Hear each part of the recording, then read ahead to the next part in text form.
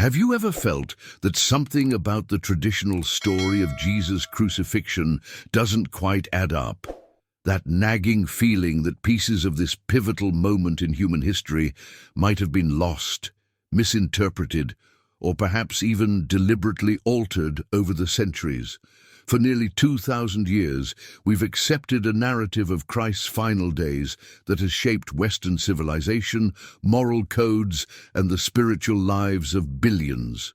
But what if I told you that this widely accepted account might not capture the full truth of what actually transpired in Jerusalem during that fateful Passover?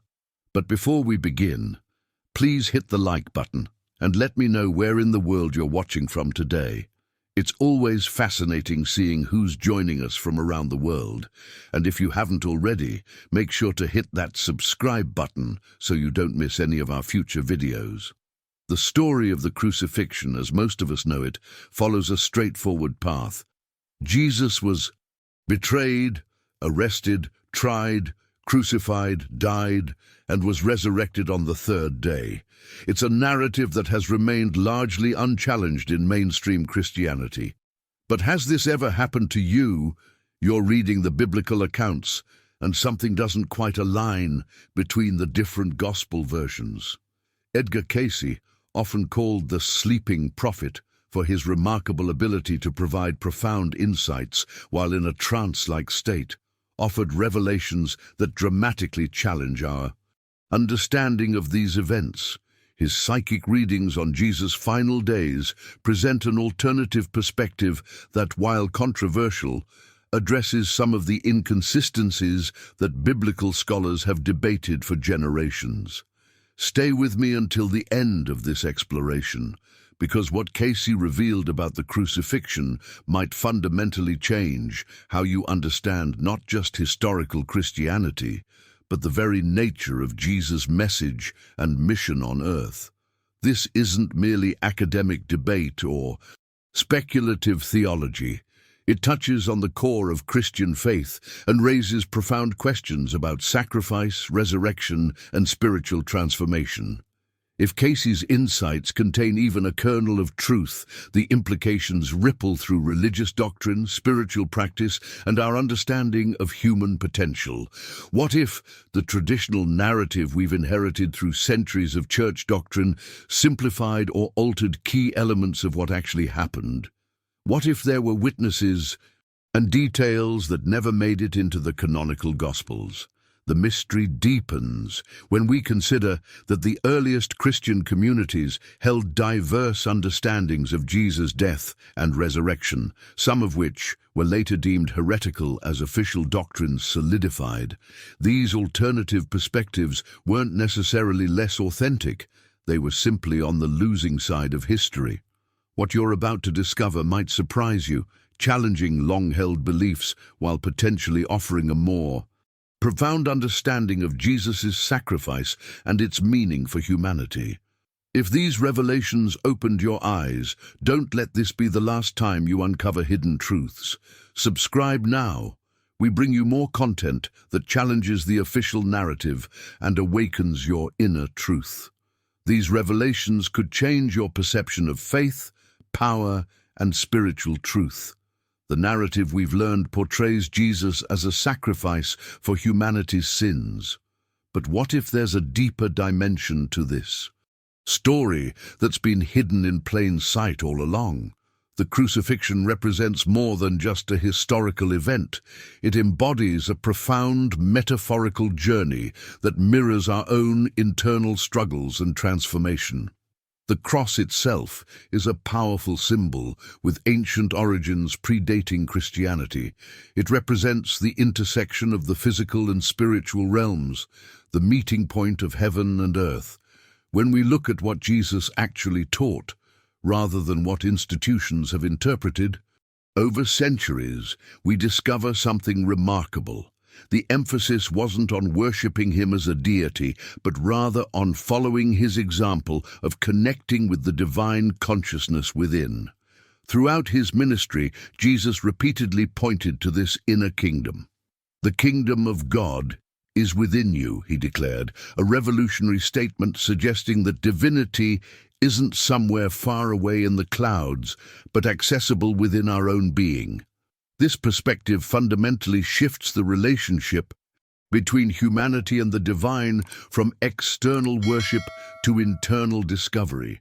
The crucifixion story, when viewed through this lens, becomes a powerful metaphor for the death of ego, the crucifixion of our own limited identity, followed by resurrection into a higher consciousness.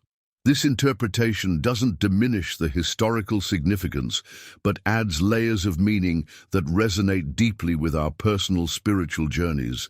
Now, I want to go even deeper into this topic by examining how these concepts connect to ancient wisdom traditions across cultures. The idea of dying to self, to be reborn, isn't unique to Christianity.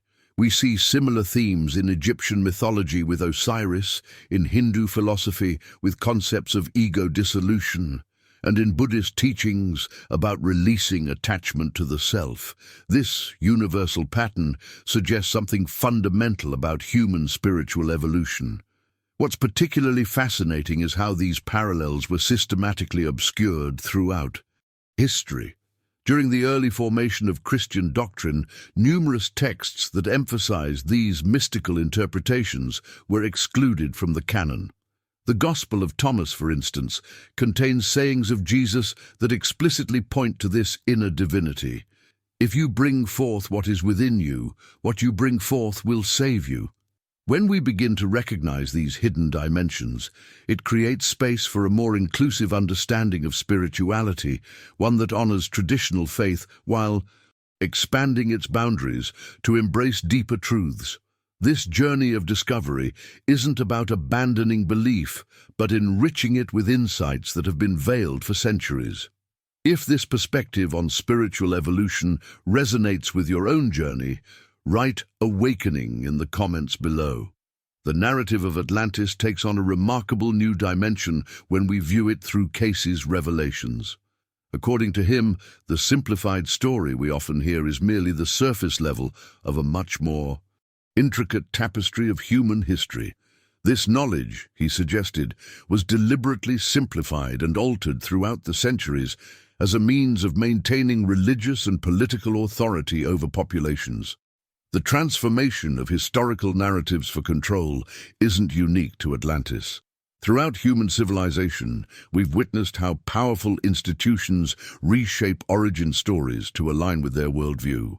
What makes Casey's perspective so compelling is how he connected these manipulations to our collective journey as a species, suggesting that behind the simplified myths lies a hidden truth about human potential and origins.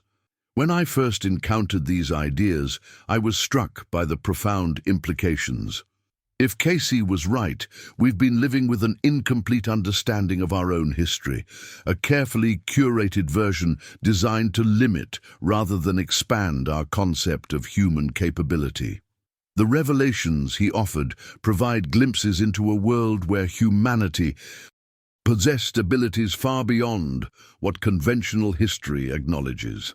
This hidden narrative speaks to something many of us feel intuitively, that sense that there's something more to our existence, capabilities we haven't fully accessed, and a deeper connection to our past than textbooks suggest. It's why archaeological anomalies that don't fit the established timeline continue to fascinate us. They're like windows into this alternative history, challenging our assumptions about linear human development. The mindset required to truly absorb these concepts demands a willingness to question foundational beliefs, not with cynicism, but with genuine curiosity about the boundaries of what we've accepted as historical fact. This openness creates space for discovering that our human journey might be far more extraordinary than we've been taught to believe. What's particularly fascinating about Casey's Atlantis narrative is how it intertwines with modern discoveries. As archaeology and genetics advance, we consistently uncover evidence that human civilization is older and more sophisticated than previously thought. These findings don't prove Atlantis existed exactly as described, but they certainly challenge the notion that we have a complete understanding of our distant past. Now, I want to go even deeper into what Casey specifically revealed about Atlantean technology and spiritual development, because this is where his readings become truly extraordinary.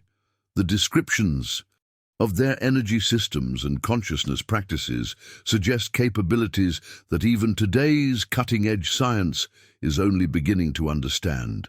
If you're finding these connections between ancient wisdom and modern discoveries as fascinating as I do, write hidden history in the comments. I'm curious to know how many of you sense there's more to our past than we've been taught. Most of us don't realize just how malleable history really is. When a detail gets omitted from the record, it doesn't just disappear. It creates a void that gets filled with assumptions and alternate explanations. This selective preservation of information has shaped our understanding of ancient civilizations in profound ways, often serving the agendas of those who controlled the narrative. Think about this. Archaeologists often emphasize grand temples and royal tombs, while ordinary dwellings receive minimal attention. This skews our perception toward religious and hierarchical narratives. The transformation happens slowly, almost invisibly, as certain perspectives become amplified while others fade into obscurity. I was researching the infamous Library of Alexandria when I discovered something fascinating about knowledge preservation. It wasn't just one catastrophic fire that destroyed this treasure trove of ancient wisdom. Instead, it was a series of deliberate decisions over centuries that gradually dismantled it. Some texts were selectively preserved, others deliberately destroyed, and many simply neglected based on the ideological preferences of each new ruling power. This pattern repeats throughout human history. Primary sources get filtered through interpreters with their own worldviews, creating layers of modification in the journey from event to historical account. The hidden truth is that most of what we consider established history has passed through numerous revisions before reaching us. What's particularly revealing is examining the marginalia, the notes in the margins, of ancient texts, where scholars sometimes contradicted the official narratives they were copying. These small rebellions against authorized versions offer glimpses into alternative understandings that never made it into mainstream historical accounts. Now I want to go even deeper into this phenomenon of selective recording. When historians and chroniclers chose which eyewitness accounts to preserve, they weren't simply documenting. They were curating reality itself. The decisions about which voices deserved to be heard and which could be silently erased have shaped our collective memory in ways we are only beginning to understand. You've just seen a perspective most people will never dare to explore. If you're ready for more mind-shifting insights about faith, history, and spiritual freedom, hit subscribe and join this community of truth seekers. This selective process wasn't always malicious. Sometimes it was simply practical. Not every detail could be recorded. But these seemingly innocent editorial choices accumulated over generations, steering our understanding of ancient peoples in specific directions while obscuring alternative interpretations. If you're finding this perspective on historical preservation eye-opening, type "History is Written" in the comments. The story of how we inherited our understanding of the past continues with even more revelations about the fascinating ways ancient knowledge has been filtered and transformed before reaching us today. The popular version served as a smokescreen, hiding deeper truths. Casey stated that the event's true meaning involves consciousness and transformation. What makes this revelation so profound is that Casey wasn't talking about a physical catastrophe that would reshape continents, but rather an internal revolution that would reshape humanity itself. This journey into consciousness isn't just spiritual philosophy, it's deeply embedded in how Casey understood human evolution. According to his Readings, what we're experiencing now is the dawning of a new awareness, where humanity begins to recognize its inherent connection to universal forces. The rising sea levels and changing land masses aren't literal predictions of geographic doom, but metaphors for the rising tide of a new mindset washing away old paradigms. Behind the scenes of these readings lies a fascinating revelation. Casey himself struggled with the interpretations that others placed on his work. While in trance, his higher self spoke of transformation and awakening, but once awake, even he sometimes fell into the trap of literal interpretation. This cognitive dissonance reveals something powerful about prophecies in general. Their meaning often exists in multiple dimensions simultaneously. What's particularly striking about the Atlantis narrative is how it serves as a mirror for our current global crossroads. The decision points we face today echo the same choices that, according to Casey, led to Atlantis's demise: the prioritization of technology and material progress over spiritual wisdom and ethical responsibility. The hidden truth isn't that we'll face destruction, but that we have the opportunity to make different choices than our supposed ancestors. The impact of this reframing cannot be overstated. When we shift from expecting external catastrophe to recognizing our role in a collective awakening, everything changes. Our focus moves from fearful preparation to mindful participation. This isn't about surviving a hypothetical disaster. It's about thriving through a guaranteed transformation. Now, I want to go even deeper into this perspective by examining some specific passages from Casey's readings that have been consistently misinterpreted. His words about the rising of Atlantis weren't referring to land masses physically emerging from the ocean, but to the resurgence of certain technologies and consciousness patterns that existed in that ancient civilization. When he spoke about discoveries near Bimini, he wasn't just predicting archaeological findings, but the rediscovery of principles and understandings that have been lost to time. The real revelations in Casey's work aren't predictions of when coastlines will change, but insights into how humanity itself must change to create a sustainable future. His vision wasn't of destruction, but of construction, building a new paradigm based on cooperation rather than competition, on spiritual wisdom rather than material acquisition. If something in this perspective resonates with you, type "awakening" in the comments. I'd love to know who's tracking with this deeper interpretation of Casey's work. The image of the suffering Christ was carefully constructed for control. This version of events was used to maintain power and spiritual dependence. It wasn't a natural evolution of spiritual understanding. It was a calculated transformation of narrative. When we look at early Christian art from the first 3 centuries, Jesus was depicted as youthful, beardless, often resembling Apollo, a powerful, triumphant figure. The suffering servant imagery simply wasn't there. This revelation creates a profound disconnect between what most of us have been taught and historical reality. The journey from triumphant teacher to suffering victim wasn't organic. It emerged when Christianity became intertwined with imperial power. The suffering Christ created the perfect psychological framework for spiritual governance. After all, if God himself suffered terribly, who are you to complain about your own hardships? Your suffering became virtue. Behind this transformation lies a deeper truth. Spirituality often becomes weaponized when institutions need to maintain control. The decision to emphasize Christ's suffering wasn't just theological, it was political. It established a mindset of sacrifice that benefited those in power. The masses would accept their difficult circumstances as spiritually meaningful, rather than questioning the systems creating their hardship. What's most striking is how this narrative persists today, not just in religious contexts, but in how we frame struggle and sacrifice in our broader culture. We've internalized this paradigm so deeply that we often valorize suffering itself rather than seeing it as something to overcome. The impact of this framing extends far beyond church walls. It shapes how we view work, relationships, and personal growth.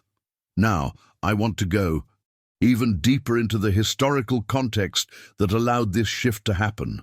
When Christianity moved from persecuted minority faith to imperial religion, its symbols and stories needed to align with new political realities.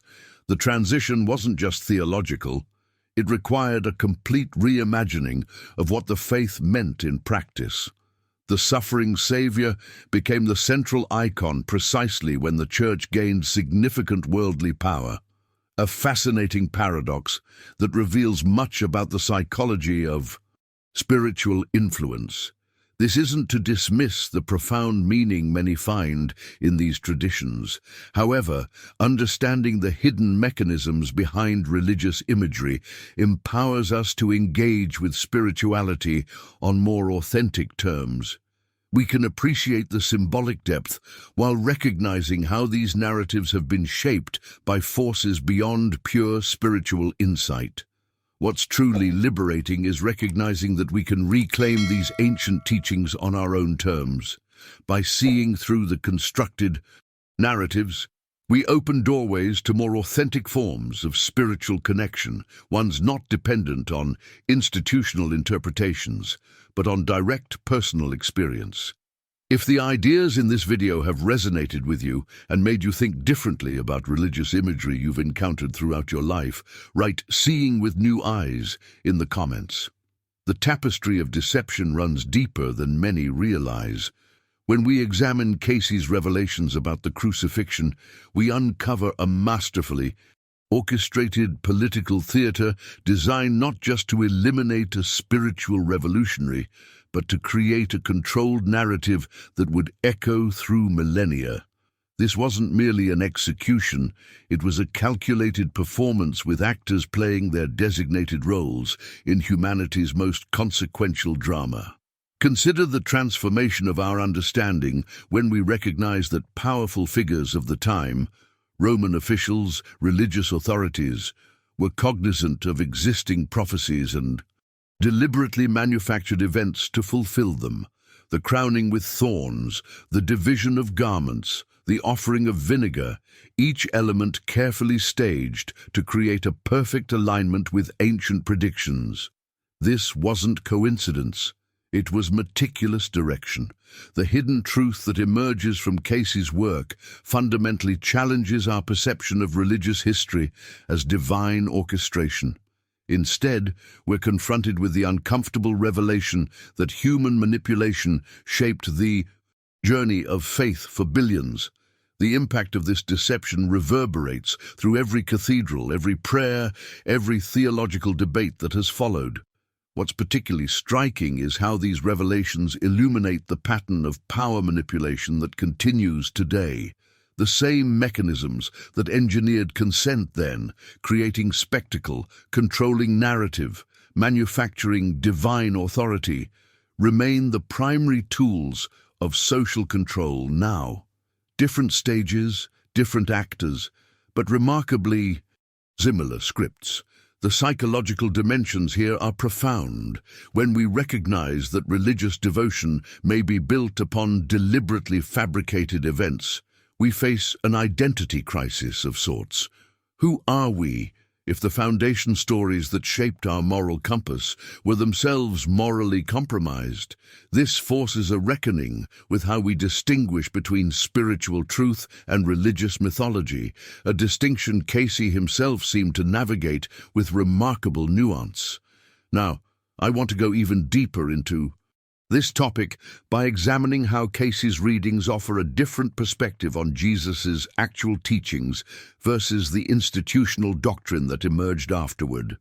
His insights suggest that what survived through official channels represents only a carefully filtered version of a much more radical message, one that empowered individuals rather than institutions. The journey toward understanding these revelations isn't just intellectual, it's deeply personal. Many who encounter these ideas experience a profound sense of both disorientation and liberation. If you felt that strange mixture of emotions while processing this information, type "awakening" in the comments below.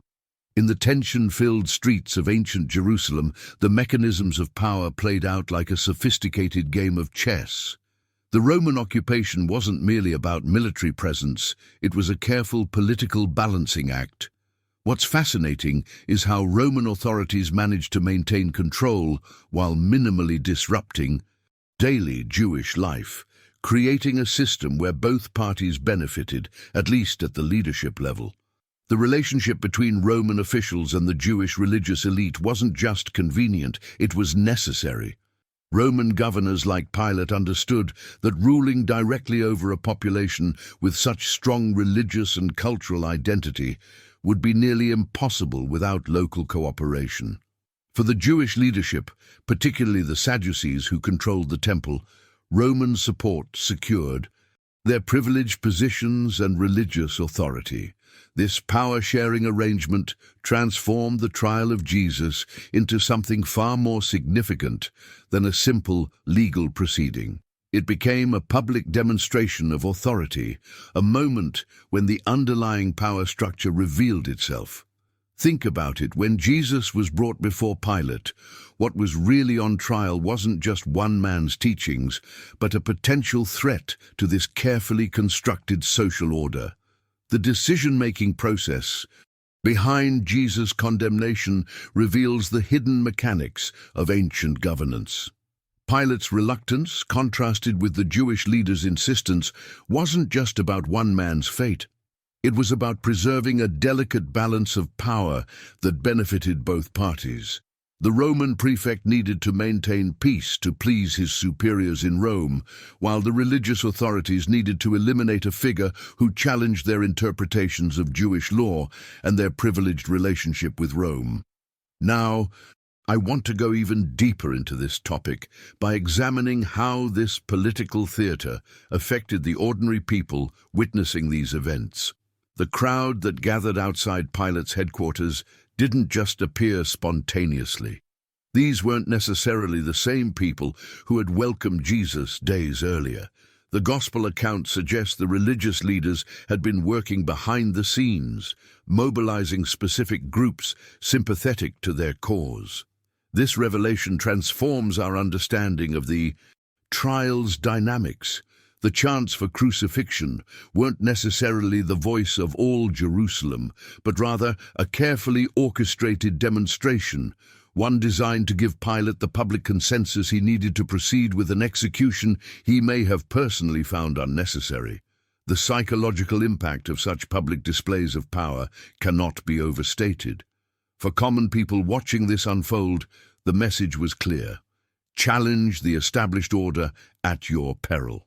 The cross wasn't merely an instrument of execution. It was Rome's most visible symbol of dominance, strategically deployed at crossroads and high points to remind everyone who ultimately held power. When we examine these events through this lens of social control and political theater, the crucifixion transforms from a simple historical event into a profound statement about authority, resistance, and the consequences of challenging established power structures. If this perspective on the political dynamics behind Jesus' trial resonates with you, write in the comments, "Power reveals truth." Casey's readings went even further, revealing what could be described as the shadow politics behind Jesus' crucifixion. In these readings, he detailed private conversations between Pontius Pilate and the high priests, discussions that never made it into official historical records. These behind-the-scenes negotiations reveal a calculated political strategy rather than merely religious objections to Jesus' teaching. According to Casey, Pilate was deeply conflicted. The Roman governor wasn't particularly concerned with Jewish religious disputes, but recognized the potential threat that Jesus represented to Roman authority and social stability.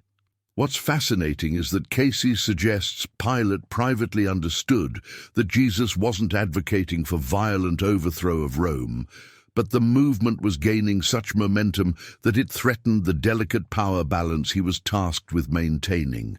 The high priests, meanwhile, were navigating their own complex reality. Casey indicates they were less concerned with theological disagreements than with preserving their privileged position as intermediaries between the people and their God, a position that Jesus' direct spiritual teachings undermined. The reading suggests some priests even recognized truth in Jesus' words, but felt trapped by institutional obligations that had become their identity. This wasn't simply about spiritual disagreement, it was about social control. The crucifixion served as a powerful deterrent to others who might consider challenging the established order. The brutal public execution wasn't just punishment for one man. It was a message to all who witnessed it. This is what happens when you threaten the system. What's particularly revelatory in Casey's account is how this pattern continues to repeat itself throughout human history. Those who bring messages of genuine spiritual transformation that might disrupt existing power structures often face similar resistance, though perhaps through more sophisticated means than crucifixion. The mechanisms of control have evolved, but the fundamental dynamic remains remarkably consistent. The deeper truth here transcends any single religious perspective. It's about understanding how spiritual awakening and institutional power have always existed in tension with each other. Jesus' journey wasn't just a religious story. It was a profound illustration of what happens when transformative consciousness collides with established systems that depend on maintaining the status quo. Now, I want to go even deeper into this relationship between spiritual breakthrough and societal resistance, because it reveals something fundamental about how consciousness evolves within human societies. Casey's readings provide an astonishing window into these dynamics that played out 2 millennia ago, but continue to shape our world in ways we rarely recognize. If what I've shared so far resonates with your own understanding of how spiritual truth and power structures interact, write in the comments. The pattern continues. Casey's insights invite us to view God not as a stern judge, but as an infinite source of love and compassion.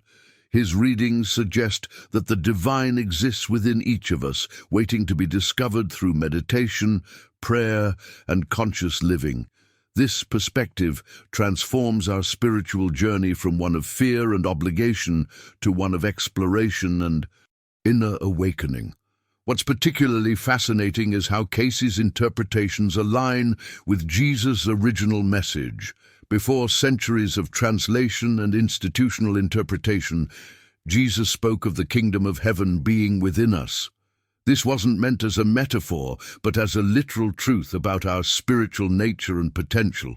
Jesus wasn't establishing a hierarchy with himself at the top, but rather illuminating a path of inner transformation available to everyone.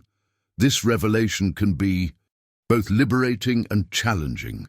It shifts responsibility onto us. We can't simply outsource our spiritual growth to an external authority. The journey becomes personal, requiring actual inner work rather than just outward displays of faith. Many find this perspective deeply resonates with their intuitive understanding of spirituality, even if it contradicts some conventional religious teachings they've been exposed to. What Casey described as the Christ consciousness isn't exclusive to Jesus, but represents the highest spiritual potential within all humans. This universal spiritual capacity transcends religious boundaries, suggesting that wisdom can be found across various spiritual traditions.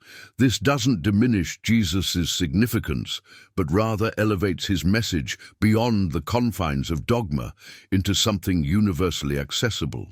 The implications of this understanding are profound for our daily lives. It means that spiritual growth isn't about accumulating knowledge or performing rituals, but about practically applying spiritual principles in how we treat ourselves and others. It's about developing compassion, forgiveness, and mindful awareness in ordinary moments. The divine revelation happens not just in sacred texts, but in our everyday interactions and personal transformations. Now, I want to go even deeper into this topic by exploring how Casey's readings specifically addressed the misinterpretations that have accumulated over centuries of religious doctrine. His insights offer a fascinating glimpse into how the original teachings became distorted, not through malice, but through human limitations in understanding profound spiritual concepts. If what I'm saying resonates with your own spiritual intuition, type "inner truth awakened" in the comments below. One of the most fascinating revelations from Edgar Cayce's readings is how Jesus maintained extraordinary control over his physical form throughout his life. This wasn't merely a spiritual gift, but a mastery developed through disciplined practice that began in his early years. According to Casey, Jesus learned to regulate his bodily functions with such precision that he could control his heartbeat, breathing, and even cellular processes at will, abilities that modern science has only recently begun to acknowledge as possibilities through advanced meditation techniques. This mastery became particularly significant during the Crucifixion. What appeared to outsiders as death was actually something far more profound, a conscious transition. Jesus deliberately slowed his physiological functions to an imperceptible level while maintaining full awareness. The readings describe this as a transcendent moment where Jesus wasn't a victim of circumstances, but rather engaged in the ultimate demonstration of consciousness over matter. The transformation Jesus underwent represents a blueprint for human potential, rather than an unreachable miracle. Casey suggests that Jesus' control over his physical form wasn't meant to be viewed as supernatural, but instead as an advanced expression of capabilities latent within all humans. This perspective fundamentally shifts our understanding of the resurrection from a singular divine intervention to a demonstration of evolutionary possibility, showing humanity what awaits at higher levels of consciousness development. Now, I want to go even deeper into this topic by exploring the actual mechanisms behind this mastery. Casey described specific energy centers in the body, similar to what Eastern traditions call chakras, that Jesus had fully awakened and integrated. Through these centers, he could channel universal life force energy with unprecedented precision. This allowed for what we might call conscious dying, the ability to release the spirit from the body temporarily while maintaining the subtle energetic connections that would allow return. The readings also reveal something remarkable about Jesus' journey that's rarely discussed in traditional theology. His years in Egypt, India, and Persia weren't just about gaining knowledge, but about practical training in these advanced physiological controls.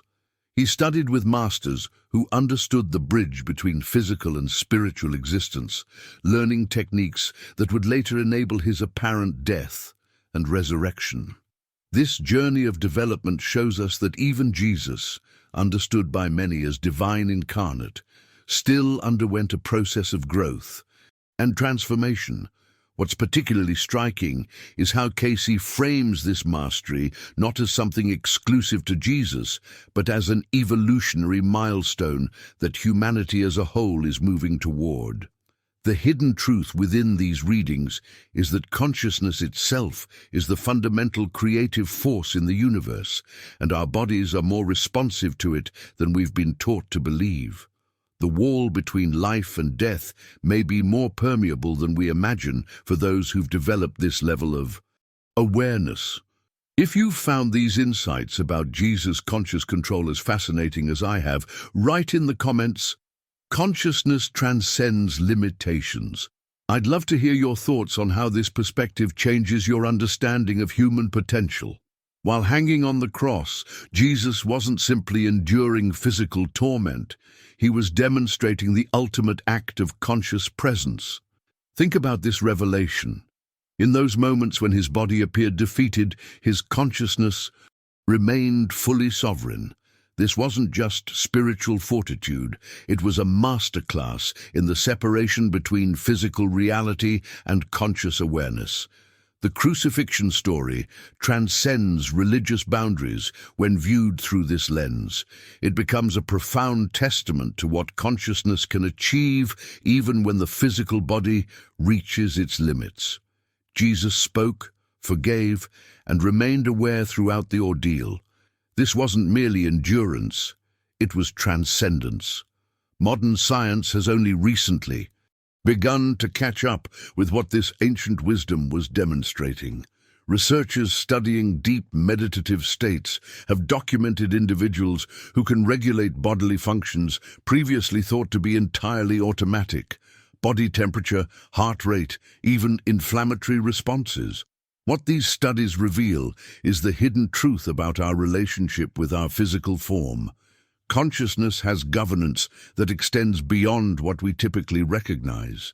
The journey toward understanding this aspect of the crucifixion offers a remarkable perspective shift.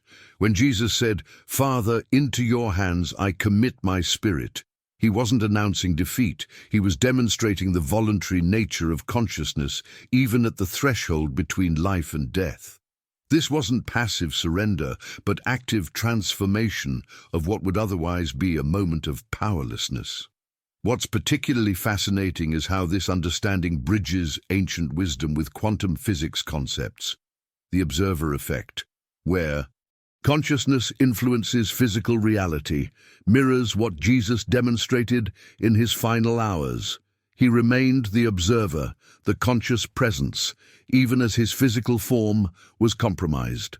This perspective reveals the crucifixion not as a moment of victimhood, but as perhaps the most powerful demonstration of consciousness maintaining integrity under the most extreme circumstances. Now, I want to go even deeper into this revolutionary understanding of consciousness as demonstrated through the crucifixion. The implications extend far beyond historical or religious significance, touching on our fundamental understanding of what it means to be conscious beings inhabiting physical forms. If you've experienced moments in your life where your awareness seemed to transcend physical limitations, even briefly, write in the comments, "Consciousness transcends the physical." I'm curious how many of you have glimpsed this reality in your own experience. But what if I told you the crucifixion itself served as something far more profound than just a physical death? It was a dimensional doorway, a cosmic portal through which the Christic light could flood into our reality. Think about it. At the moment of highest suffering, when Jesus uttered, "It is finished," something extraordinary happened on an energetic level that transcends our three-dimensional understanding. This transformation wasn't just metaphorical. The ancient texts describe phenomena that modern quantum physics is only beginning to comprehend. The tearing of the temple veil, representing the breakdown of the barrier between dimensions, allowing higher frequencies to permeate our existence. The crucifixion wasn't just an end, it was an opening. What's fascinating is how the original understanding of this cosmic event has been systematically altered throughout history. The Council of Nicaea in 325 CE marks a pivotal moment when religious authorities began their careful curation of what would become official doctrine. Documents that contained esoteric knowledge about Jesus' dimensional work were deliberately excluded from canonical texts. The revelations hidden in texts like the Gospel of Thomas and the Gospel of Mary Magdalene paint a more complex picture. One where Jesus wasn't simply saving humanity through physical sacrifice, but initiating a fundamental shift in consciousness through vibrational elevation. These texts speak of inner knowledge and personal transformation rather than blind faith. and obedience to external authority. When we examine the original Aramaic translations, we discover that many teachings were about frequency, resonance, and energetic alignment, concepts that would have been impossible to fully articulate in the limited scientific understanding of that time. So they used metaphors and parables that unfortunately became literalized over centuries of translations and reinterpretations. Now, I want to go even deeper into this topic by exploring how this Christic light functions as a blueprint for human consciousness evolution. The crucifixion itself represents a profound initiation rite that mirrors ancient mystery school teachings found across multiple civilizations. This wasn't just a historical event, but a cosmic template encoded into our collective DNA, activated when we align with higher frequencies. The journey to understanding these hidden dimensions requires us to look beyond the sanitized versions of spiritual texts we've inherited. It demands we recognize how control structures throughout history have deliberately obscured these empowering truths. The knowledge was compartmentalized, with deeper revelations reserved for initiates, while simpler versions were distributed to the masses. This pattern of knowledge suppression wasn't accidental but strategic, a conscious decision to maintain power hierarchies through spiritual gatekeeping. Yet these frequencies of truth have remained accessible to those willing to look beyond conventional interpretations. The original Aramaic teachings point to a direct personal connection to divine consciousness without intermediaries, a radical concept that threatened established religious authority. If this information is resonating with you at a deeper level than just intellectual curiosity, type frequency activated in the comments. I'm curious how many of you can feel this information rather than just process it mentally. Now, I want to go even deeper into this fascinating truth. What many don't realize is that the four canonical Gospels, Matthew, Mark, Luke, and John, represent only a fraction of the writings that circulated in early Christian communities. The journey of how certain texts were selected while others were excluded reveals a complex tapestry of political decisions, philosophical conflicts, and power dynamics that shaped Christianity as we know it today. The Nag Hammadi Library, discovered in Egypt in 1945, revealed dozens of ancient texts that offer alternative perspectives on Jesus' teachings. These documents show a spiritual landscape far more diverse than what mainstream religion acknowledges. The Gospel of Thomas, for instance, presents Jesus not primarily as a divine savior, but as a wisdom teacher offering guidance for inner transformation. When we examine the miracles described in the Gospels through this expanded lens, a profound revelation emerges. These weren't merely supernatural demonstrations to prove divine authority. They were teaching, moments designed to expand human consciousness. Consider the healing miracles. Beyond their immediate physical benefit, they illustrated the connection between spiritual awareness and wholeness. The miracle of walking on water, for example, can be understood as a metaphor for transcending the limitations of material existence, showing disciples the potential to rise above the turbulent waters of earthly concerns. This interpretation aligns with mystical traditions across cultures that view spiritual evolution as our primary human journey. This hidden dimension explains why Jesus often instructed those he healed to tell no one about their experience. The miracle itself wasn't the point. It was the inner awakening it catalyzed. When understood this way, these accounts become guideposts for our own spiritual development rather than simply historical accounts of supernatural events. The implications are profound. Rather than seeing Jesus as performing unexplainable feats to convince doubters, we can recognize these stories as invitations to expand our own consciousness, to perceive reality beyond material limitations. This perspective reveals the transformative essence at Christianity's core that transcends religious boundaries. What's particularly revealing is examining how Jesus responded to requests for signs and wonders. He consistently redirected attention away from spectacle and toward inner understanding. The kingdom of heaven is within you points to this same truth, that expanded awareness, not external validation, was always the destination. If you're finding these connections meaningful, write "awakening" in the comments. I'd love to know this resonates with your own spiritual journey. Now, let's explore how these ancient wisdom teachings connect to modern understandings of consciousness. The deeper teachings of Jesus were actually about a spiritual metamorphosis, a complete transformation of consciousness that transcends our physical limitations. When you examine the documented accounts of his teachings through this lens, a profound revelation emerges. Jesus wasn't merely offering a religious doctrine, but rather a blueprint for radical inner awakening.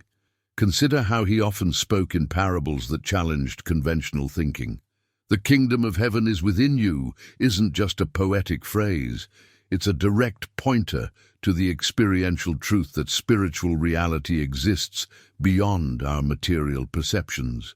This understanding dramatically shifts how we interpret his mission on earth. The resurrection journey, when viewed from this perspective, reveals something extraordinary about our fundamental nature. It wasn't simply a historical miracle, but a demonstration of consciousness transcending physical boundaries, a revelation of our true essence beyond the body. This explains why, in the aftermath of witnessing resurrection experiences, his followers underwent such dramatic personal transformations. They weren't just inspired by an external event, they had glimpsed the hidden truth about human potential. Throughout history, numerous mystics and spiritual teachers from various traditions have independently arrived at similar insights, suggesting these principles reflect universal spiritual laws rather than culturally specific beliefs. The journey of awakening that Jesus modeled shows us that identity isn't confined to physical form. It's an expansive awareness capable of experiencing reality beyond ordinary perception. Now, I want to go even deeper into this topic by examining how these teachings were understood and practiced within the earliest Christian communities. The historical evidence suggests something remarkable. The first followers were implementing practical spiritual techniques for consciousness transformation, not merely adhering to philosophical concepts. These methods created tangible shifts in perception that allowed practitioners to recognize the limitations of purely material consciousness. What's particularly fascinating is how these teachings directly address our modern dilemma of distraction and disconnection. In an age where external stimulation constantly pulls our attention outward, Jesus' emphasis on inner awareness offers a revolutionary counterbalance, one that reconnects us with a dimension of experience that transcends the physical world's constraints. The implications of this understanding extend far beyond religious contexts, influencing how we approach everything from personal development to our relationship with mortality itself. When we truly grasp that consciousness isn't produced by the brain, but rather expressed through it, our entire worldview undergoes a profound recalibration. If any of these ideas resonate with your own spiritual journey or intuitions, write "Awakening Recognized" in the comments. I'd love to explore these concepts further with this community. The psychological impact of this manipulated story created a deep-seated culture of guilt and victimization that persists to this day. By positioning Jesus as the ultimate sacrifice who died for our sins, the narrative ingeniously places an unpayable debt on humanity. Think about it. How could you possibly repay someone who suffered and died for your transgressions?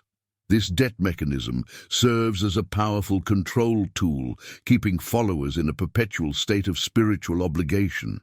What's particularly fascinating about this transformation is how Jesus went from being a revolutionary teacher walking among the people to a distant deified figure on a pedestal. This elevation effectively removed his humanity and accessibility.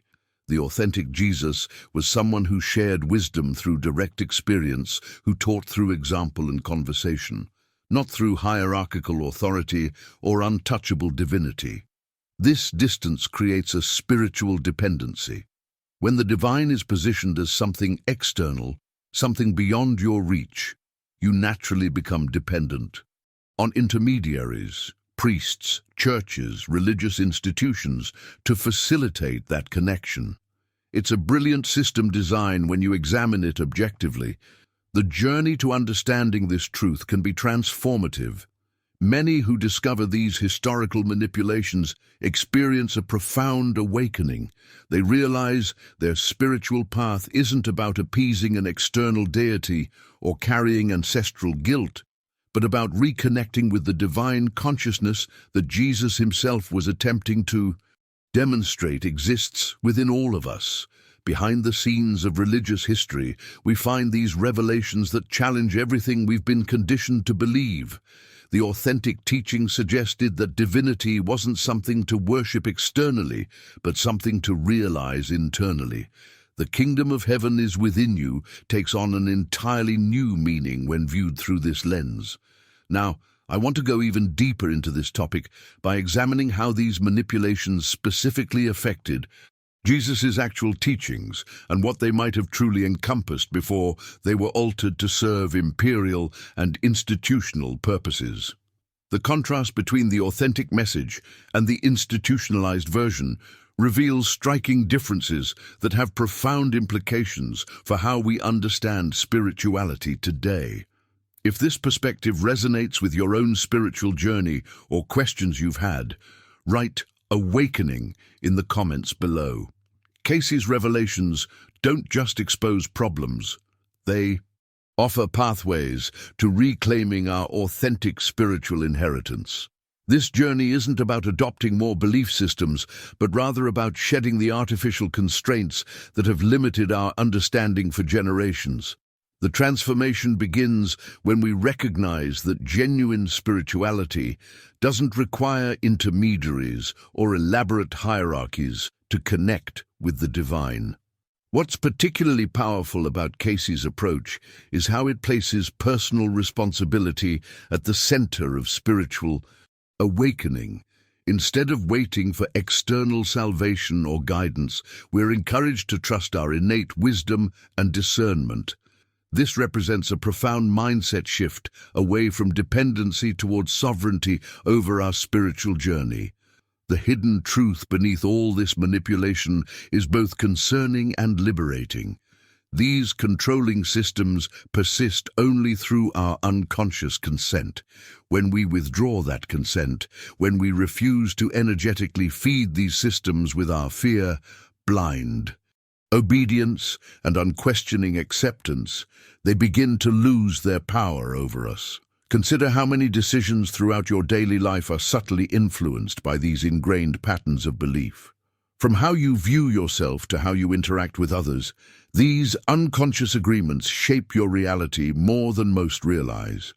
Breaking free requires a willingness to examine even your most cherished assumptions and ask yourself, does this truly serve my highest good?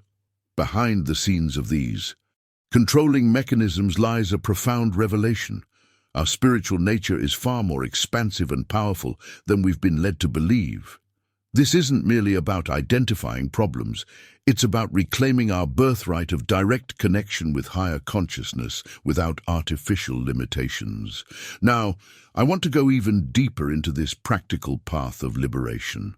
The first step involves becoming aware of where these external influences are operating in your life. This doesn't happen overnight. It's a gradual awakening that reveals layers of programming you might not have recognized before. Each revelation becomes an opportunity to reclaim a piece of your authentic spiritual nature. The impact of this inner work extends far beyond individual liberation. As more people awaken to these truths, collective consciousness begins to shift. The systems that have depended on our unconscious participation start to transform or dissolve altogether. This isn't about fighting against something, but rather about creating something new through conscious awareness. What makes Casey's message particularly powerful is how it bridges ancient wisdom with contemporary understanding. These aren't new ideas, they're perennial truths that have been systematically obscured. The journey involves rediscovering what we've always known, at some level, beneath the layers of conditioning. If what I'm sharing resonates with your own inner knowing, write "sovereignty reclaimed" in the comments below. Now let's explore how these principles can be applied practically in everyday situations. Now I want to go even deeper into this topic. What's truly fascinating about these latent spiritual abilities isn't just that they exist, but that they're actually part of your spiritual DNA. When we look at the transformational journey Jesus walked, we're not seeing something exclusively divine and unattainable. We're witnessing the blueprint of human potential fully activated. Think about this. Revelation for a moment. The manipulation we've experienced isn't just about controlling behavior. It's been about preventing a mass awakening of consciousness. The system depends on your spiritual amnesia. When you start remembering who you truly are, you naturally begin stepping outside the matrix of control that's been constructed around you. The hidden truth is that your consciousness is infinitely more powerful than you've been led to believe. We're talking about abilities that extend far beyond the physical realm, intuition that borders on clairvoyance, energy work that can facilitate healing, and a connection to universal wisdom that transcends intellectual knowledge. This journey towards spiritual activation isn't about becoming superhuman. It's about reclaiming what was always yours. It's like discovering muscles you never knew you had and learning to strengthen them through consistent practice. The mind-body-spirit connection becomes tangible when you begin working with these dormant aspects of your being. I've witnessed remarkable shifts in people who commit to this path. Someone who could barely sense energy can, with practice, begin to perceive and even direct it. Those who struggled with receiving guidance suddenly find themselves experiencing profound insights that couldn't possibly come from their limited human perspective. These abilities aren't meant to feed the ego or gain power over others. That's the old paradigm thinking. Rather, they're tools for service, for healing, for bringing more light into a world that desperately needs it. The most profound impact comes when we develop these gifts not for personal gain, but for collective elevation. What's particularly striking is how this awakening process naturally dismantles fear. As you reconnect with your spiritual capabilities, you begin to understand that you are an eternal being having a temporary human experience. This perspective shift alone is revolutionary in how you navigate life's challenges. The veil between worlds gets thinner as you practice. Synchronicities increase. Your intuitive hunches prove accurate more often. You become more sensitive to energy, both harmonious and discordant. This isn't mystical nonsense. It's the natural unfolding of your multidimensional nature. If you're resonating with what I'm sharing, type "awakening now" in the comments. I'm curious to know how many of you are feeling this call to reclaim your spiritual inheritance. The manipulated doctrine we've inherited didn't happen by accident. It was a deliberate process that unfolded over centuries, transforming the revolutionary message of a Jewish teacher into something that would serve the interests of empire. This transformation wasn't just about changing a few words here and there. It was a complete reimagining of Jesus' purpose and identity. Think about what this means for your personal journey with spirituality. Many of us go through life accepting these inherited beliefs without questioning their origins. The uncomfortable truth is that much of what we consider traditional Christianity would be completely foreign to Jesus himself. This revelation can be jarring, even disorienting, but it also offers an opportunity for profound transformation. Consider the concept of salvation itself. The original teachings weren't about escaping this world for a heavenly realm. They were about bringing heaven to earth through radical love and justice. When we strip away the layers of imperial theology, we discover a message that's less about otherworldly concerns and more about how we treat each other right now in this life. The hidden reality behind these manipulations is that they served a specific purpose: to neutralize the politically subversive nature of Jesus' message. A teacher who challenged wealth, power, and hierarchy was gradually transformed into a divine figure, primarily concerned with personal salvation and obedience to authority. This shift didn't just change theology. It fundamentally altered how Christians engaged with the world around them. Now, I want to go even deeper into this topic by examining what happens when we reclaim these original teachings. Many spiritual seekers today feel a disconnect between institutional religion and their own moral intuitions. This isn't coincidental. It's the natural tension between the authentic, justice-oriented message of Jesus and the imperial theology that was constructed to replace it. The journey toward rediscovering these teachings isn't just an academic exercise. It's about reconnecting with a spiritual tradition that has liberation at its core. When we understand that Jesus was primarily concerned with challenging systems of oppression and creating communities based on radical equality, we begin to see how revolutionary his message truly was. This rediscovery process isn't about rejecting Christianity, but rather about uncovering its most authentic expression. It's about peeling back layers of politically motivated interpretations to find the beating heart of a message that was always meant to transform, not just console.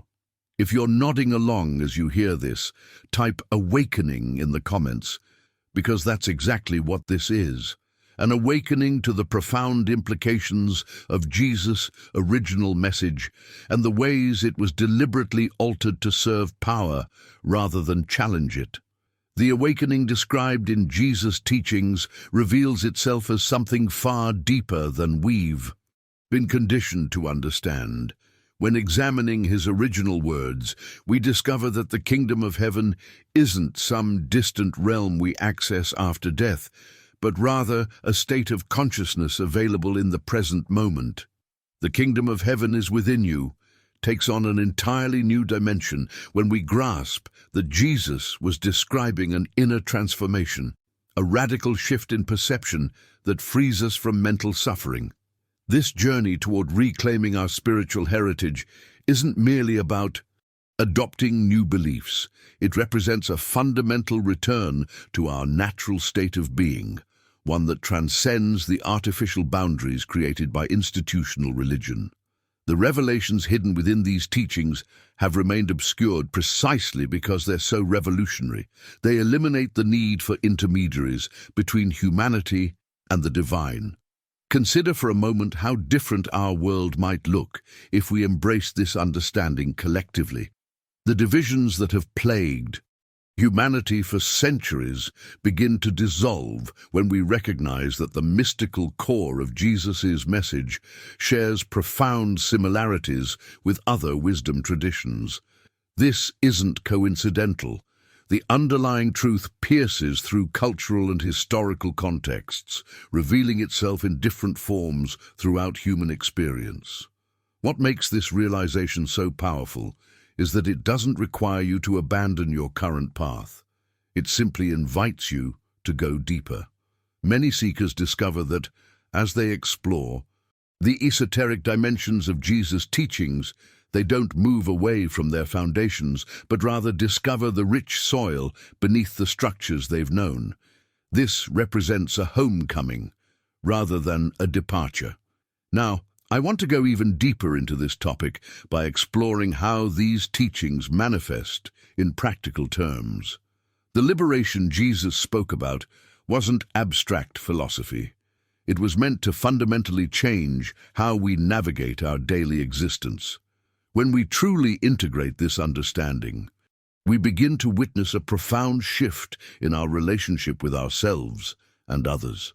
The boundaries between sacred and secular start to blur, revealing that all of life can be approached as a spiritual practice. This process of awakening often begins in unexpected moments, perhaps while reading a passage you've encountered dozens of times before, only to suddenly perceive it through fresh eyes. These glimpses of clarity serve as doorways, inviting us to step beyond our conditioned thinking into a more expansive awareness. The journey unfolds uniquely for each person, yet the destination remains the same: authentic freedom from the patterns that have limited humanity's spiritual expression. If what I'm sharing resonates with something you've felt intuitively but perhaps couldn't articulate, write in the comments, "I've glimpsed this truth." If you've stayed with me through this exploration of Jesus' deeper teachings, I want to thank you for your openness. This journey of uncovering the mystical dimensions within familiar teachings isn't always easy, but it's profoundly rewarding.